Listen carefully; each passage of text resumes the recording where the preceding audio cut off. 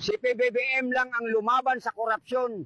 Siya pa ang gustong ibagsak ng mga takot mabunyag ang katotohanan. Siya ang naging liwanag sa kadilimang matagal nang tinatabingan ng mga mapagsamantala.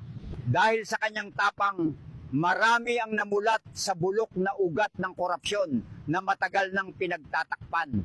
Ngunit imbis suportahan, siya pa ang sinisisi ng mga gahaman sa kapangyarihan.